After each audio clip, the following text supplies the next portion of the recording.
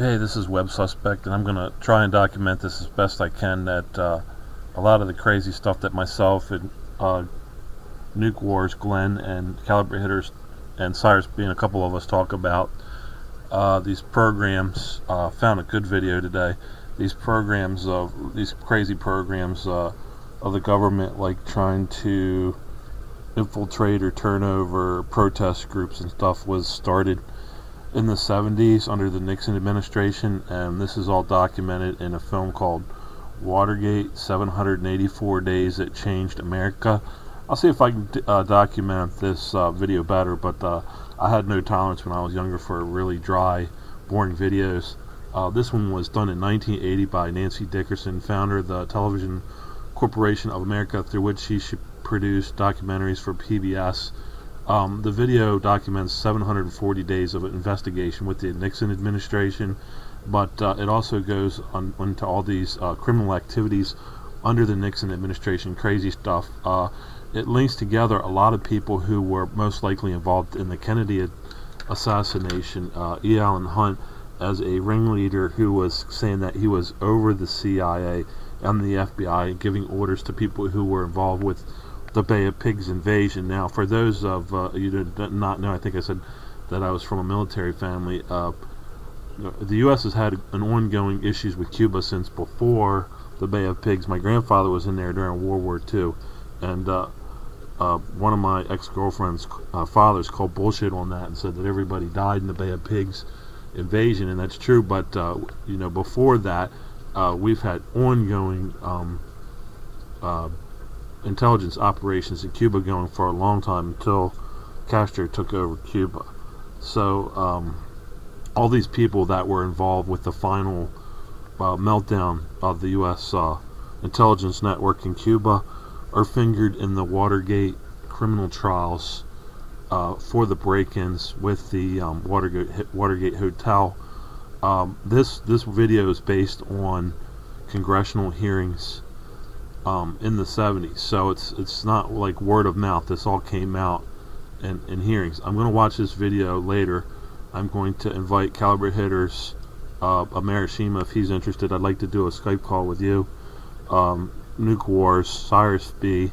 We'll see if we can get the whole team on this, because we can document infiltration and subversion into the alternative media through these various channels that they attempted to create under the Nixon administration. And another branch of it was this National Institute Health debate, National Insurance debate, administration to a new in the 1970s, also under the Nixon administration. I've labeled this video before, which has a crazy ass buzzing sound in the background that actually sounds like a subcarrier frequency for mind control. You have to watch the videos yourself. I'll give you a link, and I'll play this video later. But this is another program, and these two programs, and there's actually about 3 or 4 or 5, if you investigate them, there's 3 or 4 or 5 ongoing criminal investigations with Obama that actually occurred in the Nixon administration. People may want to investigate them. We may want to start documenting that, because it's very interesting. I'll play this video here, and I'll link them, and would ask you guys to comment on them. I'll see if I can go in later, replay the video. It is a 2-hour video. I'm not kidding. It's very long.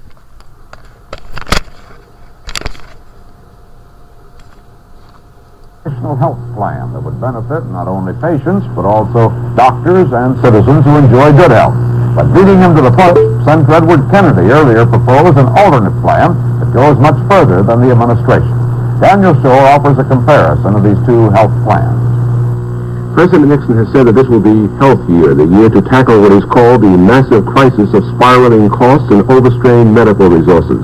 Today, the president pitted a low-key, low-budget plan to expand private insurance coverage against the more drastic proposals in Congress paced by the labor-supported Kennedy plan for cradle-to-grave federal health insurance for all Americans. I am proposing today a new national health strategy. It helps more people pay for care, but it also expands the supply of health services and makes them more efficient. It emphasizes keeping people well, not just making people well. The purpose of this program is simply this. I want America to have the finest health care in the world, and I want every American to be able to have that care when he needs it. The President's program, as announced today as a National Health Partnership program, I believe is really a partnership program that will provide billions of dollars to the health insurance companies. It's really a partnership between the administration and the insurance companies. It's not a partnership between the patients and the doctors in this nation. The administration proposal will provide different plans for 4 categories of Americans. For 150 million working people and their families, employers would be required to buy health insurance providing a basic package of benefits. Eventually, they pay. To lower your premiums by up to $2,500 per family per year. We will start by reducing premiums by as much as $2,500 per family. Here's what change is saying to people who already have health insurance, and the employers who are providing it will work to lower your premiums by up to $2,500 per family per year. I also have a health care plan that would save the average family $2,500 on their premiums. And if you already have health care, then we're going to reduce costs an average of $2,500 per family on premiums. We're going to work with your employer to lower the costs of your premiums by up to $2,500 a year. And we'll cut the cost of a typical family's health care by up to $2,500 per year. And if you've got health care, we're going to work with your employer to lower your premiums by $2,500 per family per year. And we will lower premiums for the typical family by $2,500 a year. And cut the cost of health care by up to $2,500 per family. And if you already have health care, then we're going to work with your employer to lower your premium by up to $2,500 per family per year. Barack's policies will provide health care cost reduction. For some 20 million of the working poor and their families, the current free Medicaid services would be replaced by private health insurance fully paid by the government for the poorest, with a sliding scale of contributions for families earning more than $3,000. For the 21 million aging Americans, the $5.60 monthly Medicare premium for optional doctor services would be dropped, Social Security taxes adjusted to make up the cost.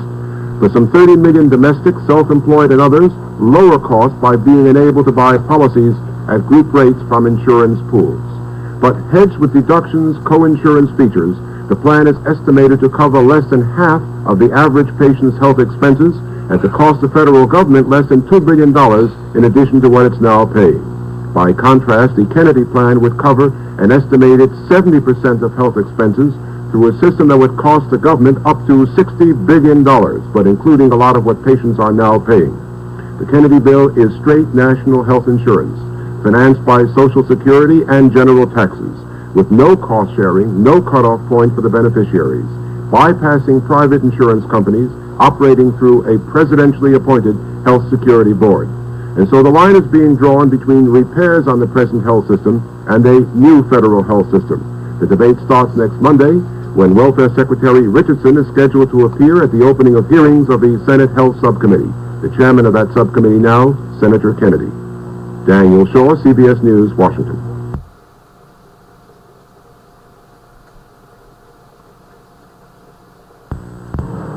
One of the most worrisome problems facing Americans these days is the cost of health care and the rate at which it has increased. 24 years ago, the total cost of medical care was $12 billion a year. By this year, the cost will reach $100 billion a year. Today, Caspar Weinberger, Secretary of Health, Education, and Welfare, went before the House Ways and Means Committee and urged Congress to move quickly on the administration's health insurance plan. But there are some deep differences in the plan put forward by the administration and that proposed by Democrats in Congress. And Catherine Mackin has that story. Secretary Weinberger says that health insurance is vitally needed and long overdue. Weinberger has the job of selling President Nixon's newest and biggest proposal for national health care. If he can't do that, he will have to settle his differences with Congress, and most of the negotiating probably will center on the health insurance plan proposed by two important Democrats, Congressman Wilbur Mills and